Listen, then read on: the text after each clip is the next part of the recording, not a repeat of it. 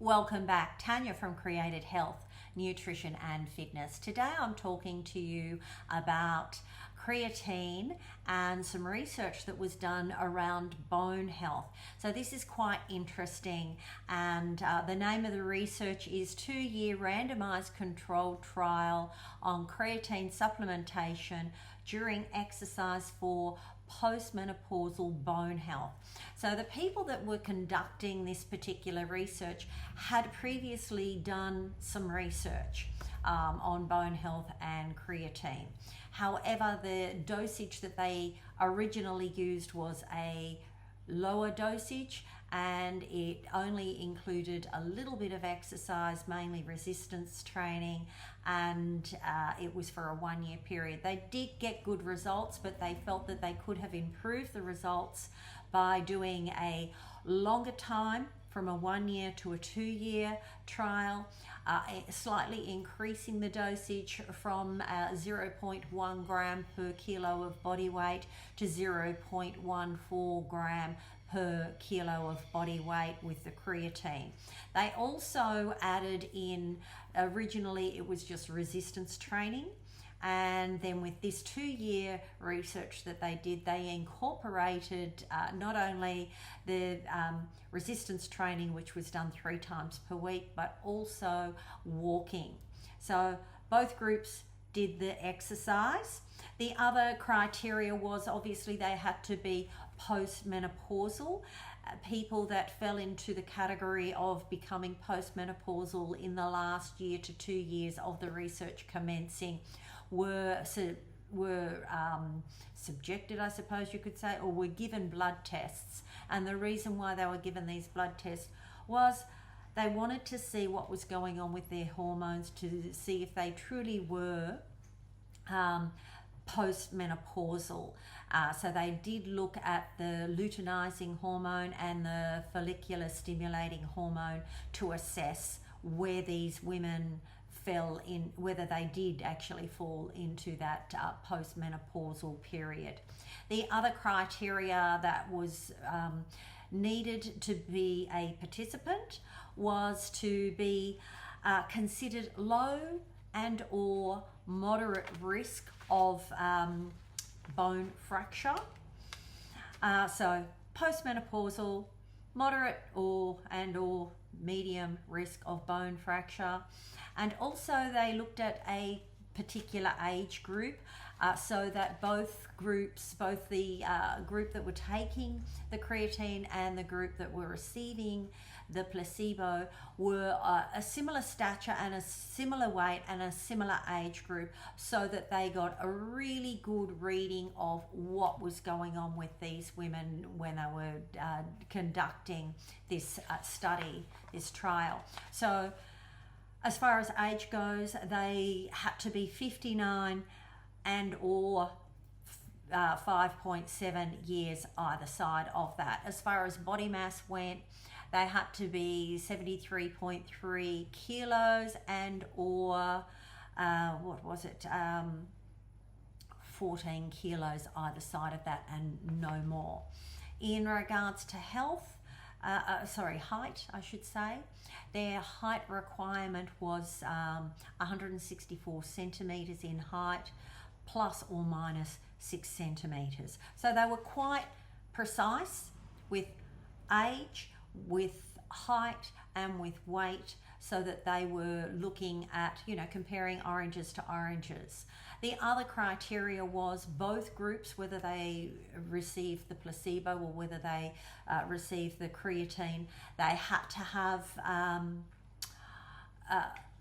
supplements, and the supplements that they were given were 500 milligrams of calcium and 400 international units of vitamin D per day. So both groups were also exercising. So with the exercising, what they were doing both resistance, and they were doing that 3 times a week, and they were also doing walking. So they looked at both forms of exercise, because both forms of exercise has previously proven to be beneficial for bone health, and this is what they were looking at, bone health. So what they did, the the people that were receiving the creatine on the days, and they were training 3 days a week doing the resistance training. So those days they would have half of their creatine dose within 5 to 15 minutes post exercise, and then the other half of that they would then have that with their evening meal. The days that they were not training, they were taking the creatine in 3 dosages, which was breakfast, lunch, dinner. So it was divided into 3 dosages. So really interesting research. Still feeling like they probably could have done a little bit a longer time frame to get even more precise with the results. But what they were doing, they were looking at the femoral neck of the bone. So the femur is in the thigh. It's the strongest bone in the body, and it's one of the bones that is looked at in regards to bone mineral density as well as fracture. They did also, during this research, they did look at hips and spinal bone strength. They did not find any significant changes in regards to that one way or the other, which was also quite an interesting outcome for this research. But they were looking at the bone mineral density in the femoral neck and shaft. So that's what they were actually looking at. And the reason why is the femoral neck is recognized as the most clinically relevant site, as there is significant trauma when it is fractured. And they did find that a 5% increase in bone mineral density is a predictor to reduce fractures by up to 25%, which is really quite significant. So at the end of the 2 years, they looked at what was going on with both groups, and they found that the group that were supplementing with creatine preserved a number of the geometrical properties of the proximal femur. Now, this was interesting because they didn't really get a significant difference, clinically significant difference with bone mineral density. However, there was a clinical, and it was quite a significant clinical difference in regards to the geometrics of the bone, particularly of the femur, and it was both on the shaft of the femur as well as the neck of the femur. So these are very important parts of the femur. So what they found was they looked at there was an increase in the buckling ratio at the narrowest part of the femoral neck, as well as the buckling ratio at the femoral shaft, and they were greatly increased, especially when they looked at the cortical thickness. So not only with the laying down of more bone on top of bone with that osteoclast, the cells that are responsible for building up the bones, so they found that was improved and increased. But they also found that the cortical thickness, so the thickness of a bone, was also increased as well. So these results were really fascinating, and like I said, it was a slightly larger dosage of creatine from their first original 1 year research that they did. So it was a 0.14 kilograms of creatine per kilogram of body weight. The creatine that was used was creatine monohydrate, and this is because it's very affordable, it's very effective, and all of the research around creatine has been done on this form of creatine, and it is a pure form of creatine. So it's easy to find, easy to source.